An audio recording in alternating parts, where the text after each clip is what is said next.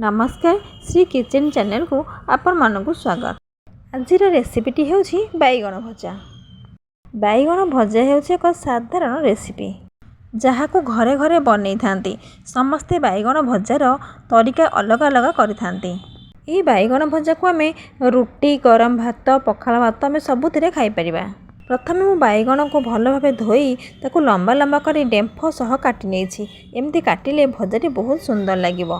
काटी सारा पर मुझे लुण हलदी आउ लंका गुंड दे किसी समय सेट होगा छाड़ी देती। पैन गरम करी से मु सोरिष तेल दे देछि आउ काटी रखि बैगण पीसेस को मध्य दे देछि। लो टू मीडियम फ्लेम रे बैगण को भाजिबा नहले बैगण टी पोड़ी जाइथिबो दुई पटरु किंतु भल भाबे सिझी नथिबो। देखंतु भल कलर हो जाइछि। क्रिस्पी हैला पर्यंत मु मध्य भाजिछि कारण खाइबा को बहुत बढ़िया लगिबो। जदि वीडियोटी भल लगी थाए लाइक शेयर सब्सक्राइब निश्चिंत करिवे।